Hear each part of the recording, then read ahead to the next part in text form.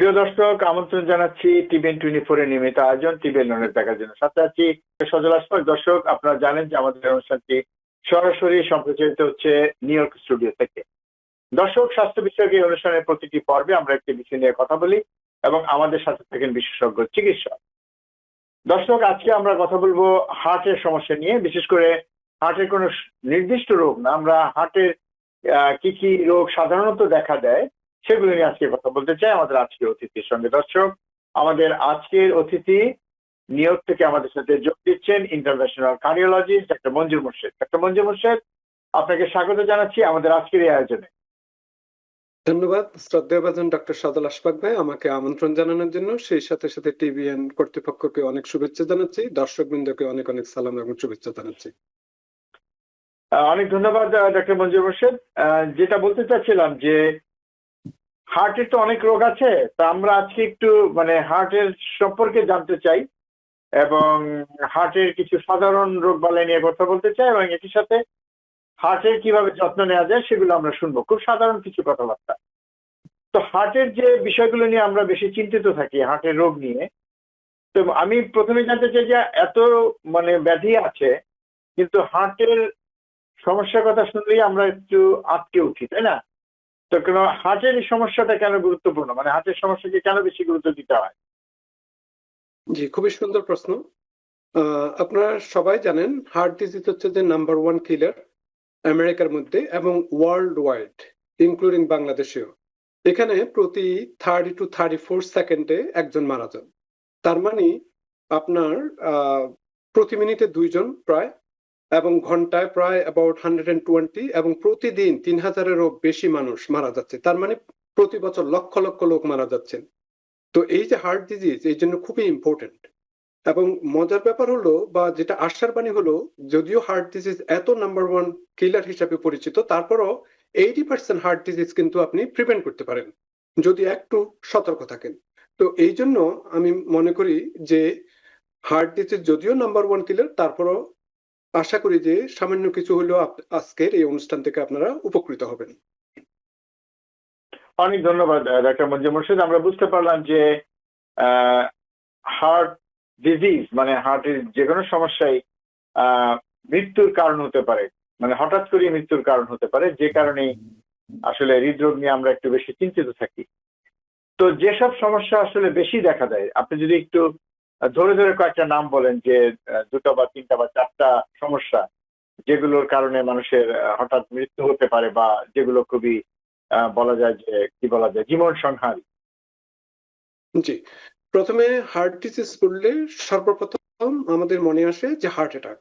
এটি হচ্ছে যে নাম্বার 1 হার্ট ডিজিজের মধ্যে, নাম্বার 1 হার্ট ডিজিজের মধ্যে। হ্যাঁ, তারপর এছাড়াও আপনার হার্ট যদি ঠিক মতো পাম্প না করে থাকে, হার্ট ফেলিওর হতে পারে। তারপর আমাদের শ্রদ্ধেয়ভাজন তামিম ইকবালের মতো অনেক প্লেয়াররা হঠাৎ করে মারা যান, সেটি অ্যাথলেটিক হোক কিংবা বাসাতে হোক বা রাস্তাঘাটে হোক, সাডেন কার্ডিয়াক ডেথ। তারপর অনেক সময় অ্যারিথমিয়া, হার্টের যে ইলেকট্রিক্যাল প্রবলেম আছে সেটার জন্য হোক। তারপর অনেক সময় পিডিয়াট্রিক পেশেন্টদের যেমন হার্টে যদি ছিদ্র থাকে, ছোট ছিদ্র থাকে, এবং কিংবা অন্য আরো অনেক কনজেনিটাল প্রবলেম থাকে সেটার জন্য হোক। তো তার মানে হার্টের মধ্যে যে একটা স্ট্রাকচারাল প্রবলেম, যেটা হার্ট ফেলিউর জাতীয়।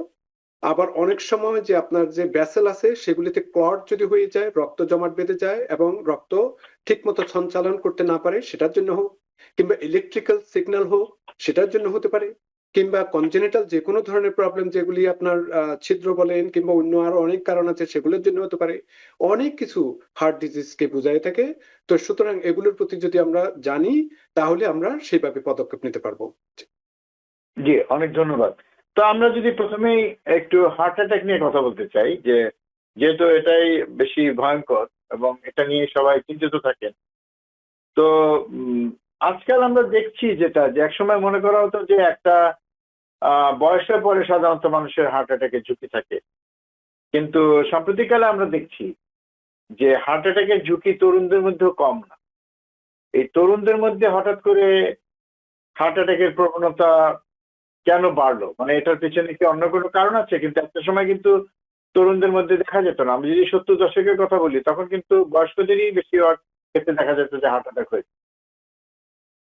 জি, খুবই সুন্দর প্রশ্ন। প্রথমে তরুণদের মধ্যে হার্ট অ্যাটাকের ঝুঁকিটা ইদানিং বেশি হচ্ছে তাদের লাইফস্টাইল।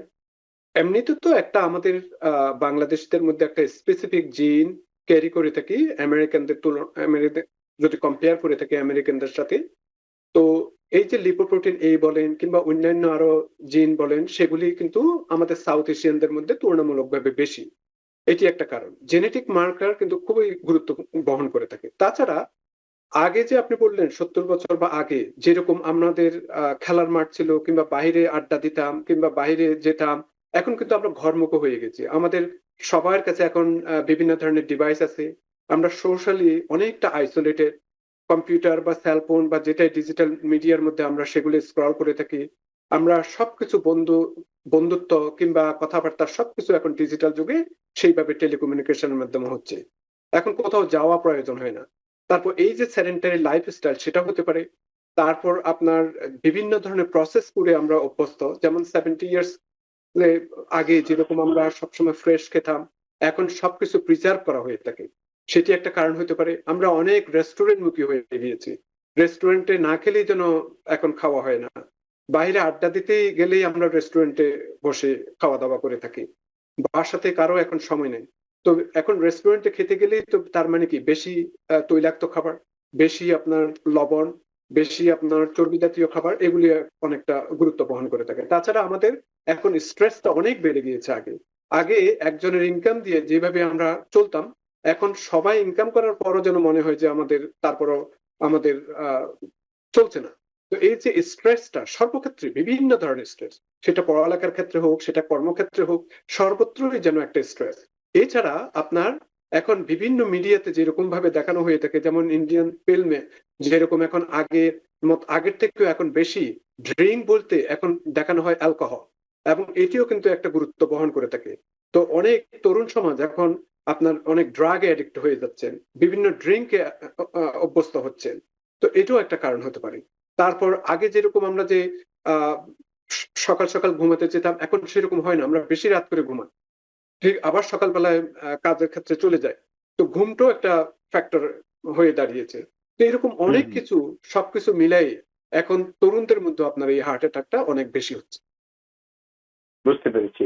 তার মানে হচ্ছে যে এমন কোনো বিষয় নেই যে একসময় তরুণদেরকে মানে হার্ট অ্যাটাক থেকে তারা রক্ষা পেত, কিন্তু তার পিছনে কারণ হচ্ছে যে তরুণরা আগে যে ধরনের জীবনযাপনে অভ্যস্ত ছিল এখন তারা সেই ধরনের জীবনযাপনে অভ্যস্ত না। ওভারঅল আমাদের পুরো সমাজই এখন আমরা একটা স্থির জীবনযাপন করছি, আমাদের খাবার দাবারে অনেক পরিবর্তন এসছে।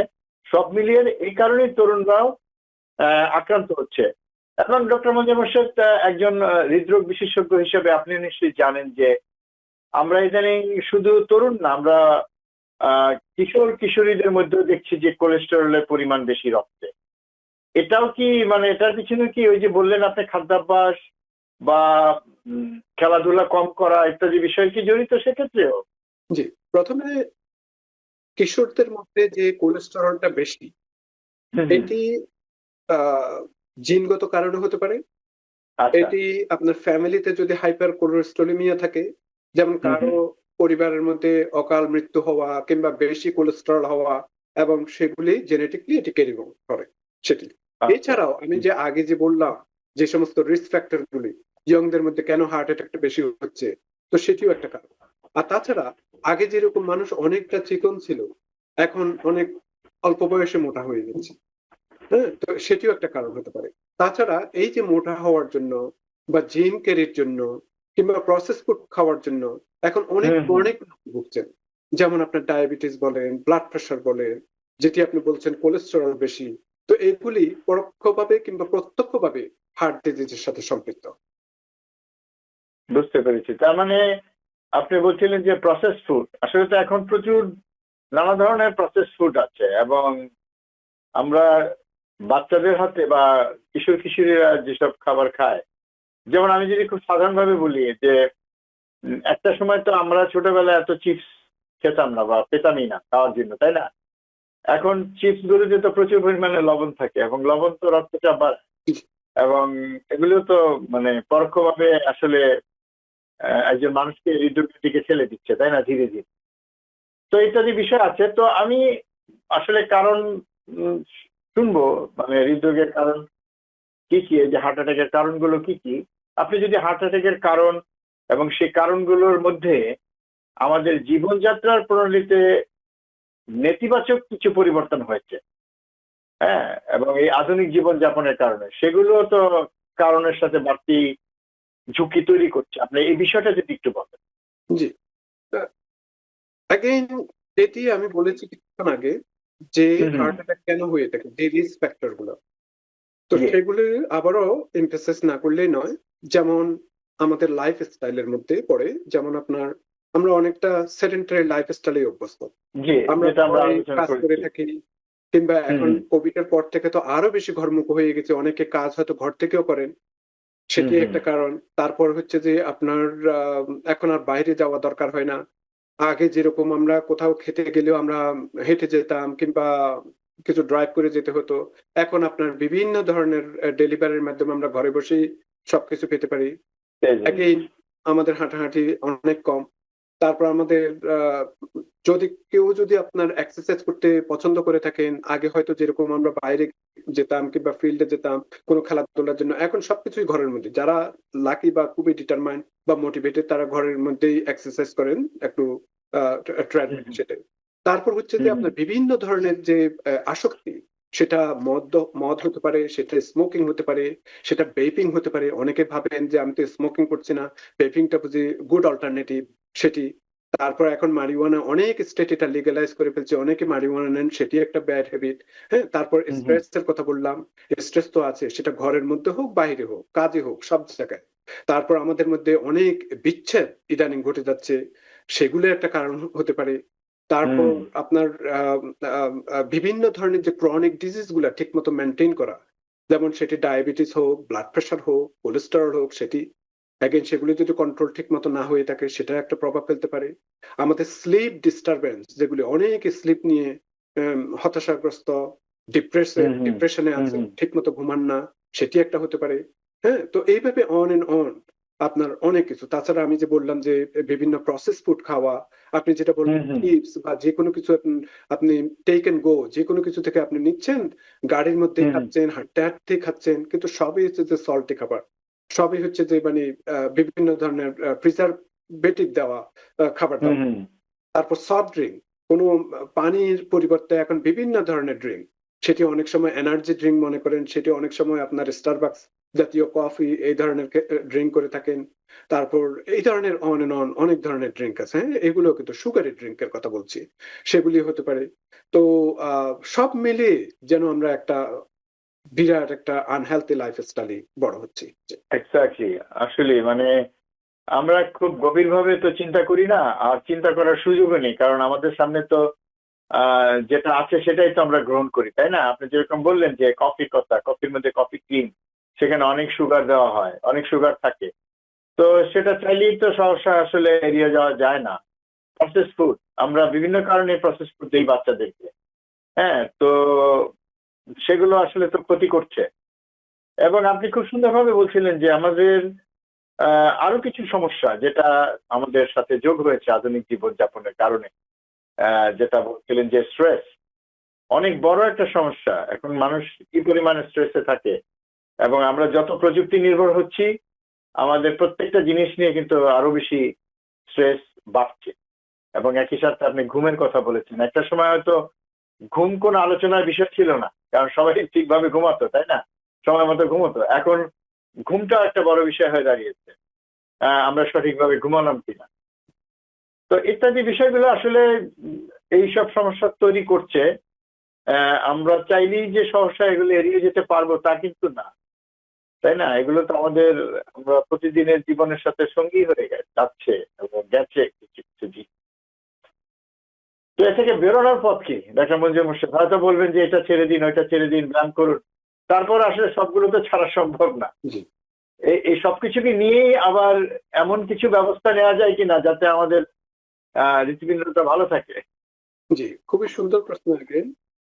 আহ, এখানে নিজের যতটুকু আপনার দায়িত্ববোধের পরিচয় দিতে হবে, নিজেকে যেভাবে মোটিভেটেড হতে হবে, সেই সাথে সাথে আমাদের চতুর্পাশে যারা আছেন, পরিবারের মধ্যে যারা আছেন, সবাইকে গুরুত্ব আহ, বহন করতে হবে। সেটা কি রকম আমি প্রথমে বলি স্ট্রেস দিয়ে আরম্ভ করে থাকি। কি কারণে স্ট্রেসফুল, কোথায় স্ট্রেসটা হচ্ছে, কোথায় ট্রিগারটা হচ্ছে সেটা আমাকে যেরকম জানতে হবে সেরকম আমারকে যারা ভালোবাসেন তাদেরকেও জানতে হবে হুম, এবং সেইভাবে আমাদেরকে পদক্ষেপ নিতে হবে।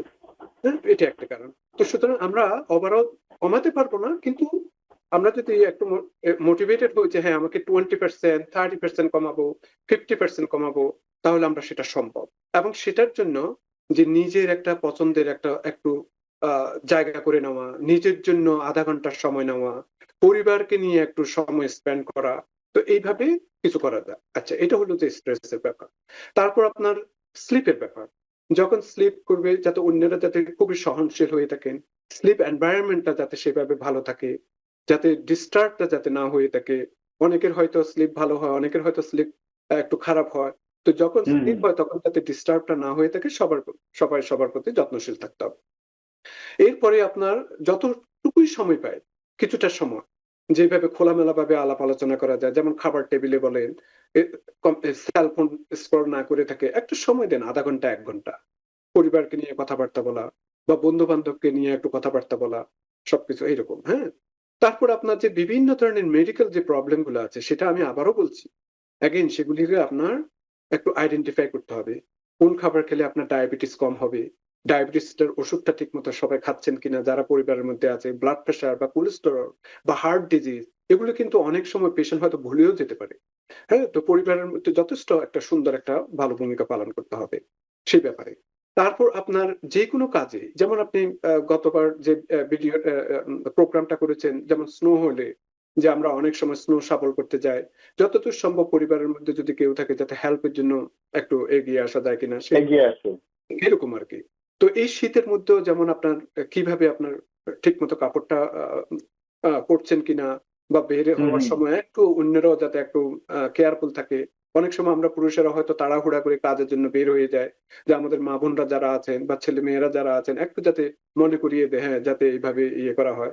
বা ওয়েদার চ্যানেলটা একটু দেখে টেম্পারেচার খুব খারাপ, এরকম করতে হবে এই আরকি। তো আমি বলতে হুম, চাচ্ছি যে সমষ্টিগতভাবে সবাইকে এগিয়ে আসতে হবে একে অপরের ভালোর জন্য। এতে তাহলে আমরা কি হবে? আমাদের কিন্তু উপকার হবে।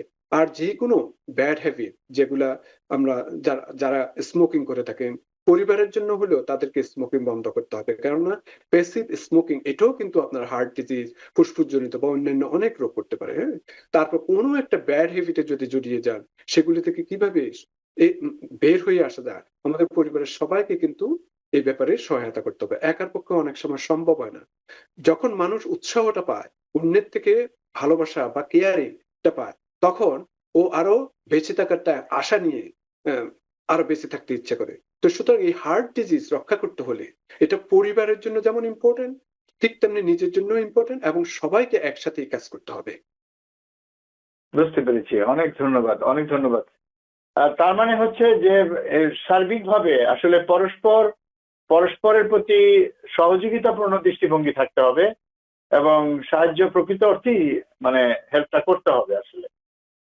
তো দেখা মাঝে মধ্যে একটা প্রশ্ন, ধরুন একটা মানুষের যখন একটা হার্টের সমস্যা হয়, ধরি হার্ট অ্যাটাকেরই যদি হয়, তো সেটা তার হঠাৎ করে তার গত 1 মাসের কর্মকাণ্ড বা তার যে স্বাস্থ্যবিধি মেনে চলা সেটার কারণে হয়েছে তো বলা যাবে না, সেটার তো হতে সময় লাগে, তাই না? তো একটা মানুষ, আমি যেটা আমরা আলোচনা করছি আজকে, যে শিশু বা কিশোর এই বয়স থেকে বা তরুণ বয়স থেকে আমাদের যেই কাজগুলো করা উচিত সেগুলো যদি আমরা না করি, তাহলেই তো বোধহয় একজন মানুষ ধীরে ধীরে কোনো একটা সময় মানে হৃদরোগের ঝুঁকিতে আক্রান্ত হয়ে যায়, তাই না?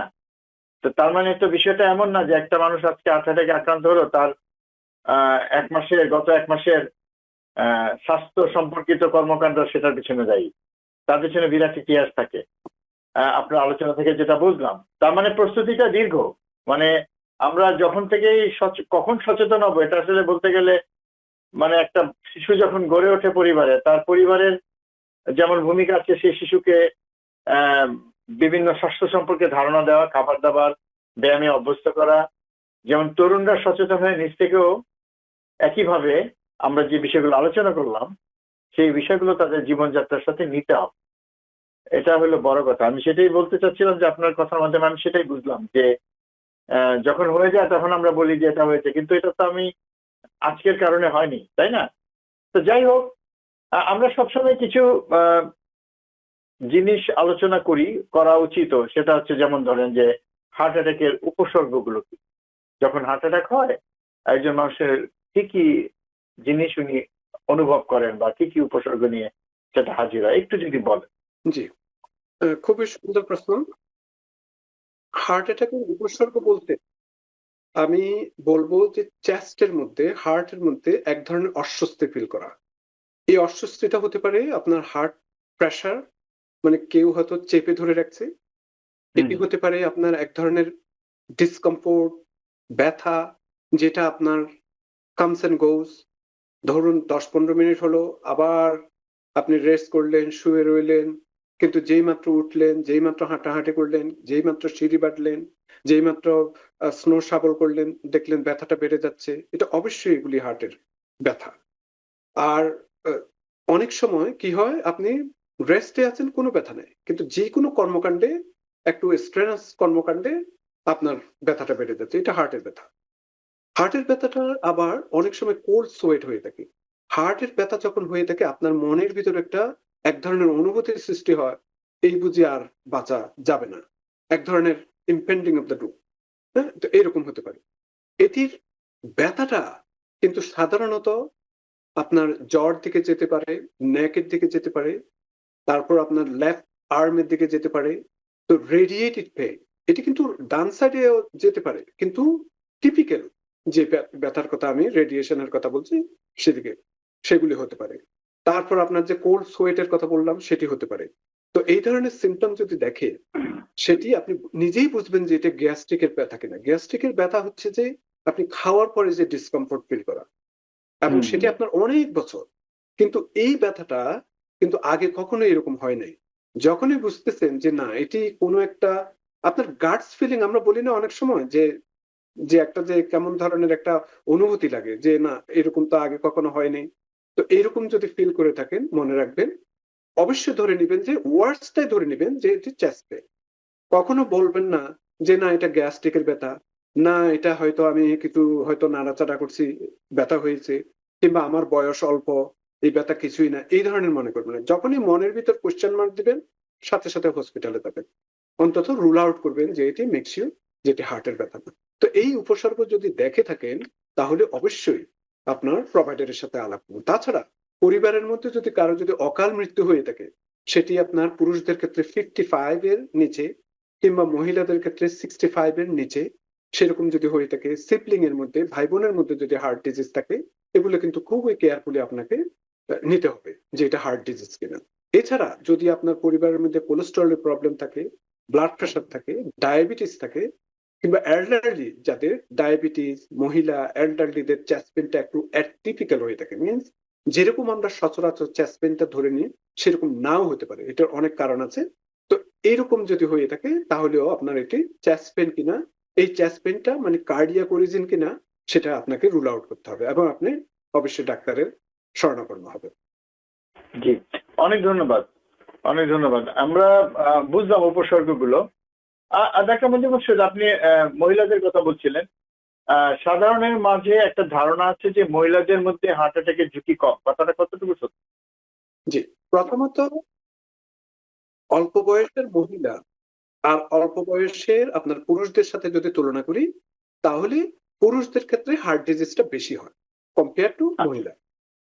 আবার যখন মহিলাদের যখন মেনোপজ হয়ে থাকে, 50 ইয়ার্স প্লাস, প্লাস মাইনাস একটু মেনোপজ হয়ে থাকে, তখন এস্ট্রোজেন প্রজেস্টেরনের যেহেতু হরমোনের ঘাটতি হয়ে থাকে, তখন হার্ট ডিজিজটা তাদের ক্ষেত্রে বেড়ে যায়। এবং তখন দেখা গিয়েছে তাদের যদি হার্ট ডিজিজ হয়, তখন তাদের মৃত্যুর ঝুঁকিটা অনেক বেড়ে যায়।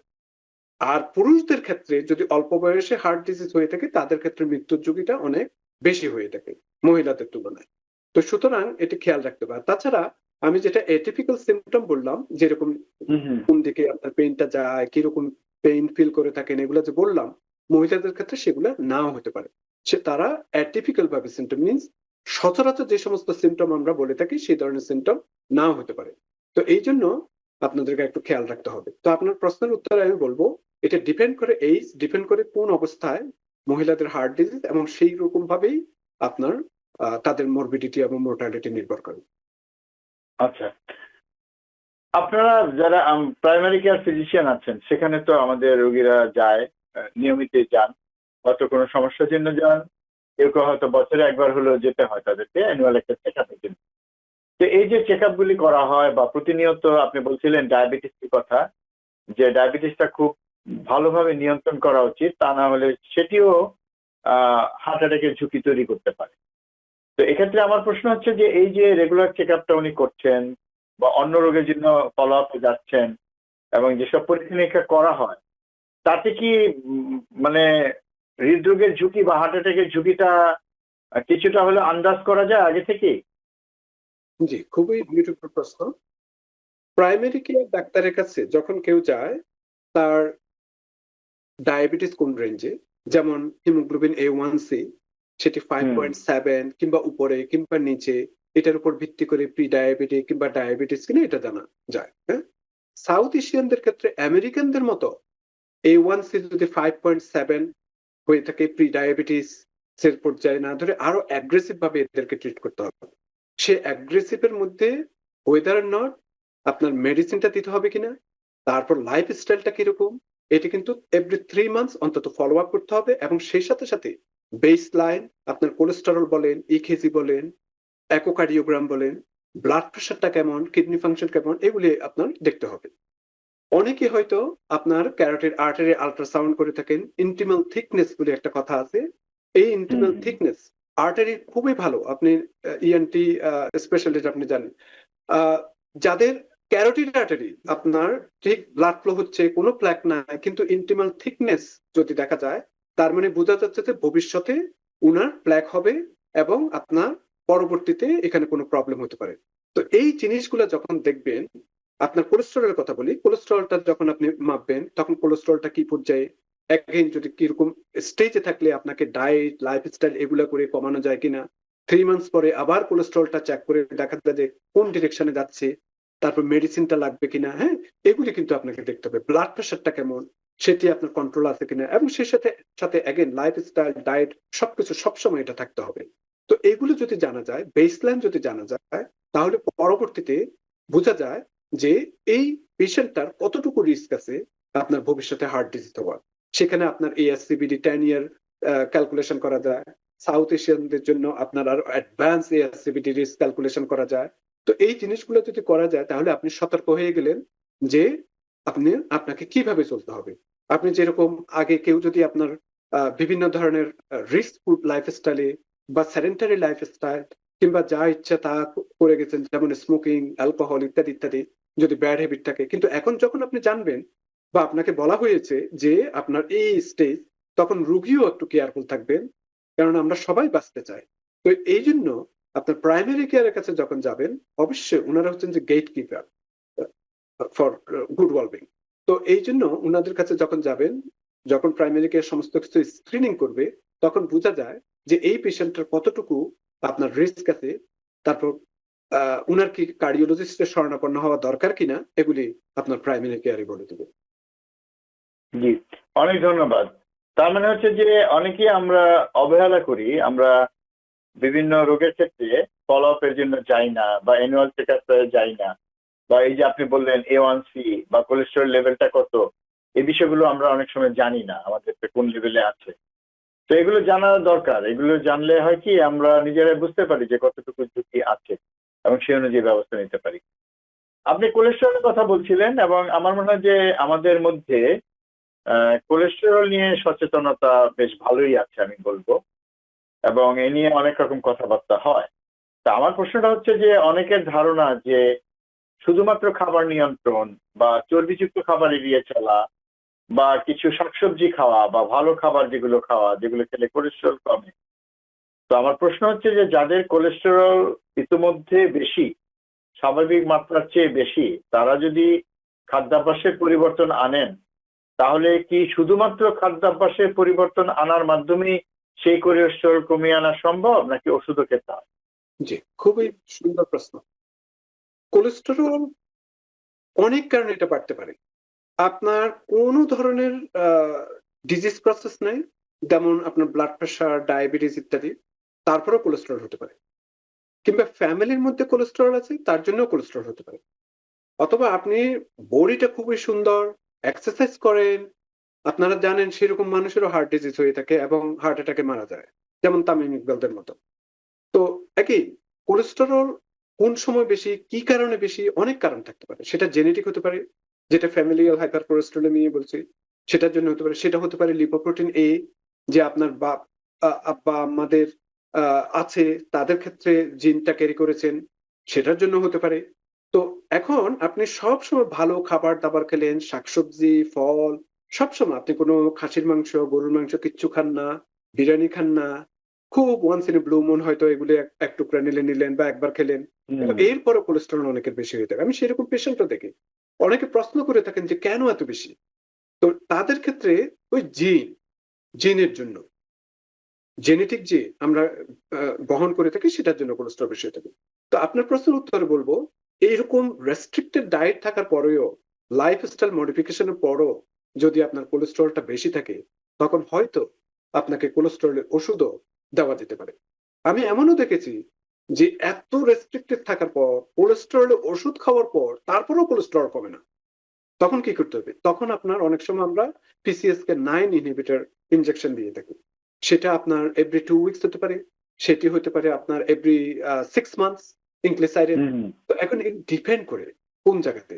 যদি আমরা ইটিওলজিটা জানি তাহলে ভালো হয়ে থাকে। তবে আপনারা জানেন জিন এমন একটা জিনিস, খুব একটা মডিফাই করা যায় না। কিন্তু বর্তমান মেডিসিনের টেকনোলজিতে, অনেক অ্যাডভান্স মেডিসিনের জন্য তারপরেও অনেকটা কন্ট্রোল করা যায়। বলবো না যে আমি একদম 100% বা আরো মোটামুটি অ্যাবাউট এরকম করা যায় না, কিন্তু তারপরও অনেক উন্নতি হয়েছে। যেমন এই যে ইনজেকশনের কথা বললাম। তো এগেইন দেখতে হবে কিরকম নাম্বার, কি করছেন আপনি। এত কিছুর পরও যদি না কমে থাকে, ইনশাল্লাহ আমরা চেষ্টা করব যে মেডিসিন কি আরো অ্যাডিটিভ মেডিসিন দেওয়া যায় কিনা, কিংবা অন্য কোনো মেডিসিন দিয়ে কমানো যায় কিনা, সেটা ইনশাল্লাহ আপনার প্রোভাইডারই বলে দিবে যে কিভাবে কমাতে হবে। আপনি যদি সেটা কমান, অনেক উপকার হবে ভবিষ্যতের আপনার, যে হার্ট ডিজিজ প্রিভেন্ট করার ব্যাপারে গুরুত্ব বহন করবে। জি, অনেক ধন্যবাদ। আসলে হার্ট অ্যাটাক নিয়ে আলোচনা আসলে অনেক দীর্ঘ হয়ে যাবে আসলে যদি করতে চাই। এত স্বল্প সময়ে আলোচনা করা সম্ভব না, যে কারণে আমরা ছোট ছোট করে বিভিন্ন প্রসঙ্গ নিয়ে আমরা আলোচনা করি, যাতে দর্শকের মনে যেসব প্রশ্ন থাকে সেগুলোর উত্তর তারা আমাদের অনুষ্ঠানের মাধ্যমে খুঁজে পান। তো আমি আমাদের অনুষ্ঠানের প্রায় শেষ পর্যায়ে, আমি শেষ প্রশ্নটা আপনাকে করি, যে হঠাৎ করে যদি কারো হার্ট অ্যাটাক হয়, আপনি বললেন না যে এরকম তো কখনো হয়নি, আমি যদি সন্দেহ করি যে আমার হয়তো বা হার্ট অ্যাটাক হয়েছে, বা পরিবারের সদস্যরা যদি বুঝতে পারেন, সেক্ষেত্রে ঘরে বসে কি করণীয়, বা তাৎক্ষণিকভাবে কি ব্যবস্থা গ্রহণ করা যায়? এটা আপনি যদি দুটো প্রেক্ষাপটে বলেন, যে আমাদের তো বাংলাদেশে তো ইমার্জেন্সি এরকম ব্যবস্থা নেই।